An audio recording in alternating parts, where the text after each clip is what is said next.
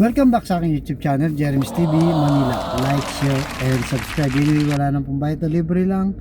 Tulong mo na lang din sa kapwa mo. Alright, thank you very much po. So, ang topic natin yung for today's reflection o ang mabuting balita sa araw na ito. Marami ka bang plano sa buhay, subalit hindi natutuloy? Marami kang inaasahan, subalit hindi rin natutuloy. So, sa ating buhay na pang-araw-araw po, marami talaga tayong gustong mangyari, no? Lalo na yung mga talagang goal po natin sa buhay.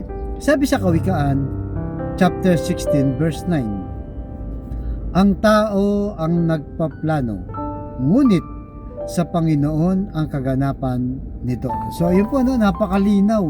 Tayong mga tao, wala pong masama na magpaplano tayo sa ating buhay, dahil yan naman po ang dapat para kumbaga meron tayong direksyon. Subalit nangyayari nga, no, sa kagustuhan nating masunod ang lahat ng ating mga plano, hindi natutupad yung iba sa kadahilan ng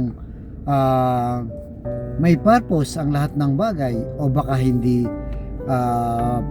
para sa iyo, di ba? Minsan nagpaplano kang mag-travel sa ibang bansa, hindi naman natutuloy dahil minsan kulang sa budget, or masama yung panahon, o sa schedule mo, o kaya naman talagang sinadya ni Lord na hindi ka matuloy. Baka may hindi magandang mangyari, no, pag alis mo ng bansa, o kaya naman nagpaplano kang negosyo pero hindi rin natuloy dahil sa maraming kadahilanan, o iniligtas ka pala ni Lord sa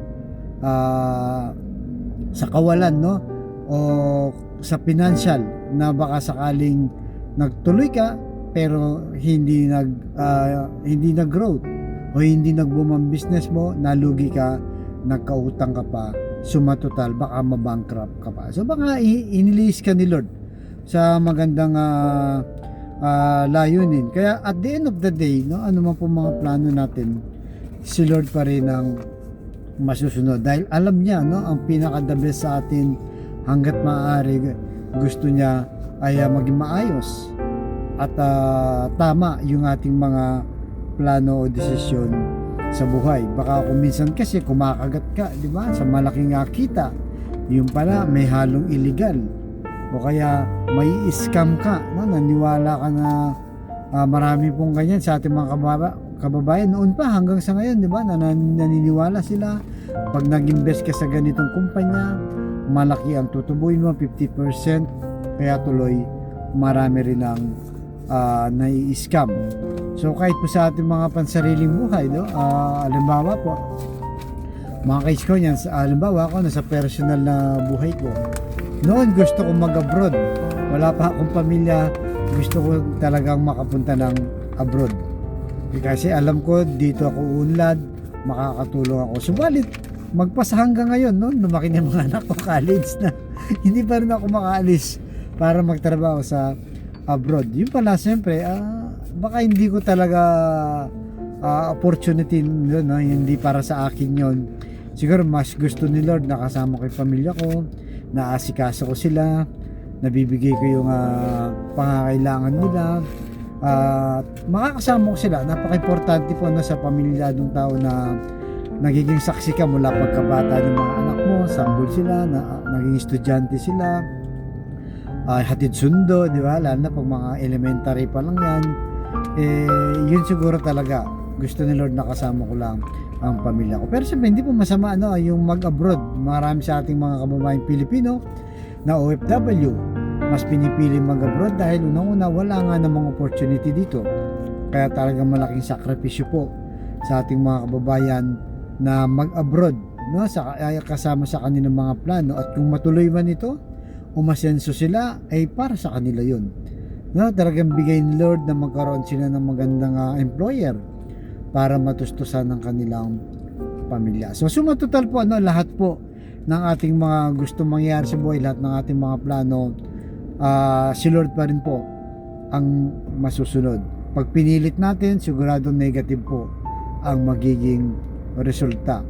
Kaya mas maganda na yon, kasi the best po ang bibigay ni Lord, no, na sa mga plano natin hindi man natutupad, importante po ay yung kagustuhan ni Lord ang siyang mangibabaw para siyempre hindi tayo ipapahamak. Magiging maganda yung plano niya sa atin at para sa ating pamilya.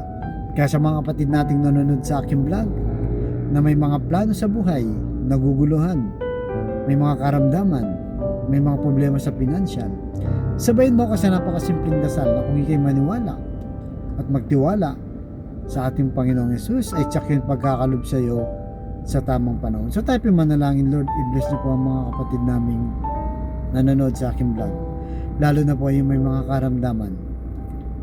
Kasama na po ang aming Tita Mila na patuloy na nagre-recover, 10 ng kanyang asawa na lagi niyo pong ingatan at gabayan para sa kanyang pag-aalaga. I-bless niyo po, Lord, ng inyong mapagpagaling na kamay. Aplusin niyo po, tanggalin ang kanilang karamdaman. Alam naman po namin na walang imposible sa iyo kung iyong loloobin.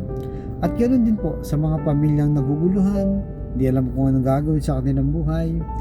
Ipuin niyo po ng iyong mapagmahal na puso. Ibigay ang tamang plano sa kanila at matutupad ang kanilang plano ayon sa iyong kagustuhan. At ganoon din po sa financial na kailangan namin lahat, Lord. Lalo na po yung mga kapatid namin walang-wala talaga. Na ultimong pambili ng 1 kilo lang ng bigas, pinaproblema pa kung paano nila iraraos ang kanilang pamilya. I-bless niyo po ang aming hanap buhay para may provide namin ang pangangailangan ng bawat pamilya namin. At patawarin niyo po kami sa aming mga kainahan at kasalanan. Ang lahat na ito iniling namin sa matamis na pangalan ng ating Panginoong Yesus. Amen and amen.